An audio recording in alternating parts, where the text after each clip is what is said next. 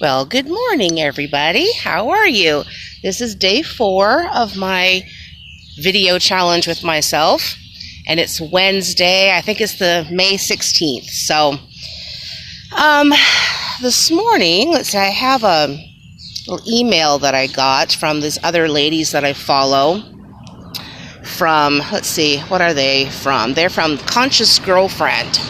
And a while ago, last month, they sent me, well, their email list. They sent us this article about attachment, and it was really for them. They were trying to get people to come into their a class about attachment.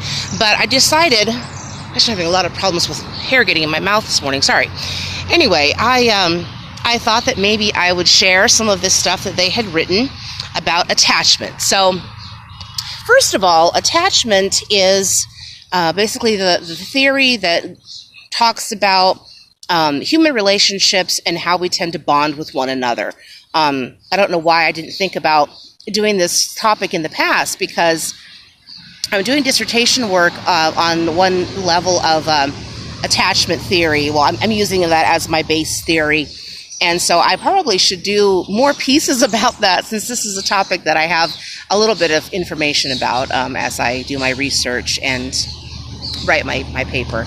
But anyway, attachment theory, there are certain kinds of attachment theory. One kind is disorganized attachment, and people kind of go back and forth about whether they want the relationship or not, and kind of pull away from each other, and they're kind of, it's all over the place. There's no real firm attachment with this person.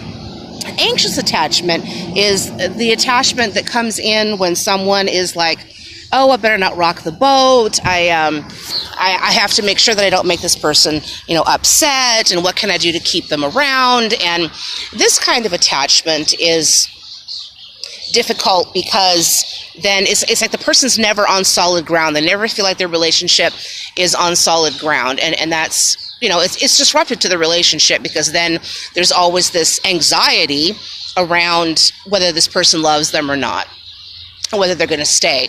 So there's always a little bit of that, and people are always a little bit anxious. I think at least most people seem to be a little bit anxious in their relationships. But if you're anxiously attached, then it's a lot more. It's a feeling of I'm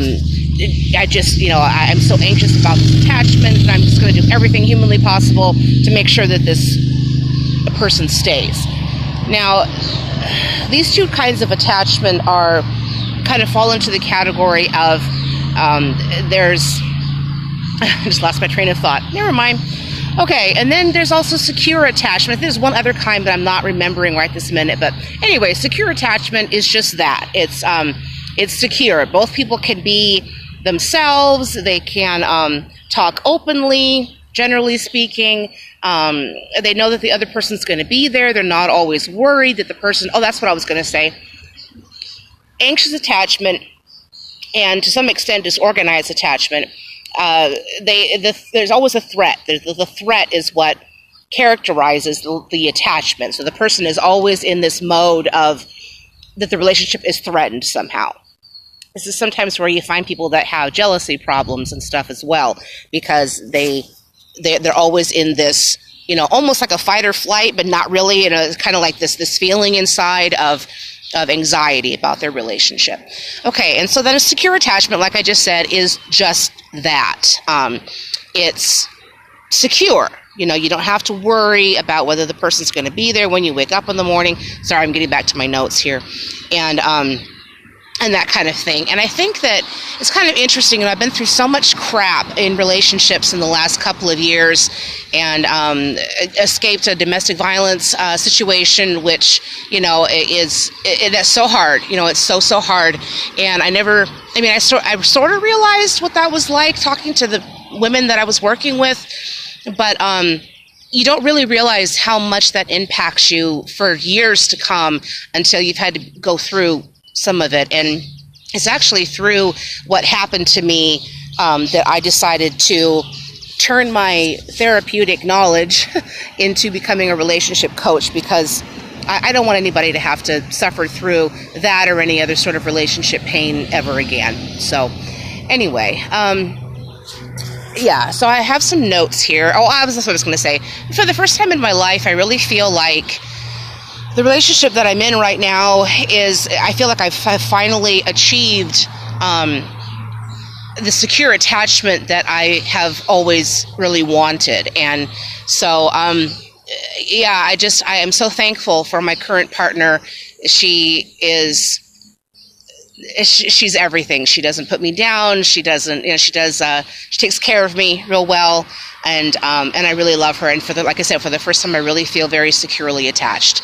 So anyway, so let me see my notes here. Okay, so we all know that relationships can be hard. I say this over and over. And we try not to push one another's buttons, but the fact is that once in a while we're gonna get triggered by our partner. It's not anything that they're doing. It's our own crap, and that's what a trigger is, really. It's our own crap coming up to the surface in relation to something that is happening in our environment. Really, triggers are really from the environment. So let's see. When you're triggered by your partner, it means that your brain thinks that this person is crucial to your survival.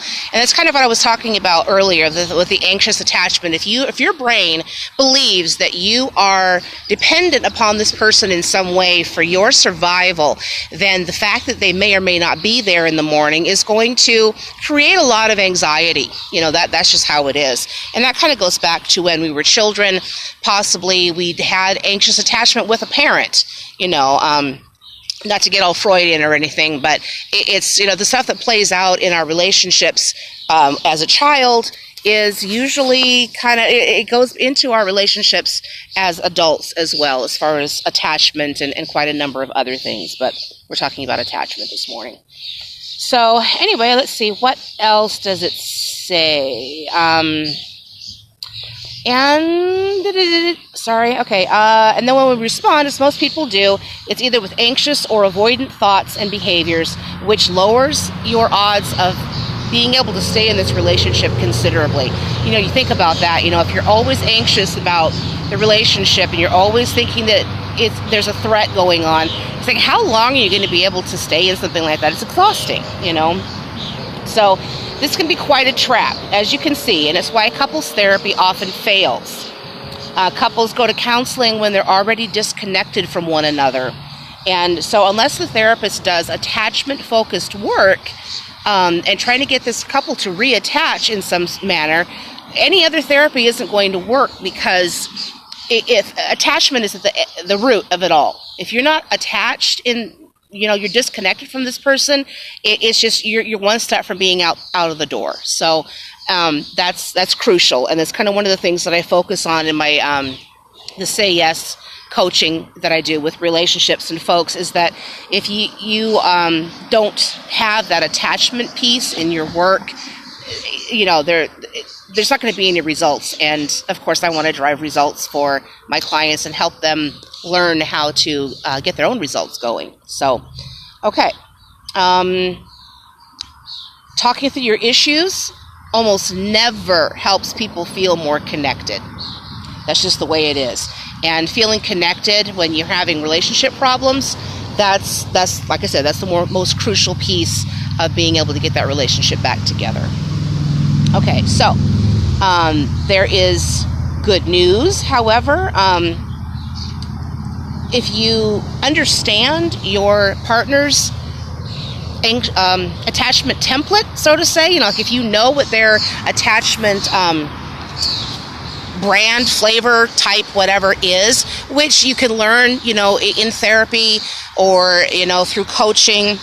If you know that your partner is avoidant, for example, they have avoidant attachment. They're very distant. They don't really connect with you very much, or and then what yours is. Then the better you can circumvent that excruciating, painful, thing that comes up, when your attachment styles aren't coinciding. You can learn to realize that the person isn't the enemy. That the the faulty attachment is really what's to blame, not your partner. Your partner isn't creating the blah in your head every time you think that, they're not going to be there. Okay? And the best news of all is that your brain is plastic, so to say.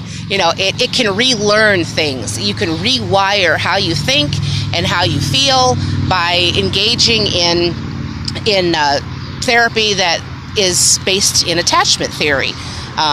So let's see. It says to move your brain toward a happy state of secure attachment, a relationship full of trust, ease, and consistent connection in which people feel seen, heard, and loved. So that's the takeaway here, is that, you find out, what your partner's attachment style is, and yours also, and that's how you end up learning how to reconnect. But of course you need someone that can put you together that way. So anyway, that is my Facebook Live for this morning. It's day 4 of my 30-day challenge. I think I said that already.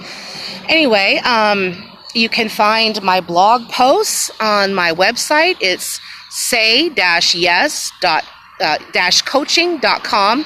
And there's all kinds of cool blog posts about, love language and all this kind of stuff. And I probably should do a post or two about attachment pretty soon. That would be really great, right? I have not solved my computer problems yet, so I don't know about the launch on Sunday. I'll keep you posted. And that's about it. So thank you for watching, and have a wonderful Thursday. Yes, Thursday, right? And I will talk to you all tomorrow morning, probably about this same time. So have a great day. Bye.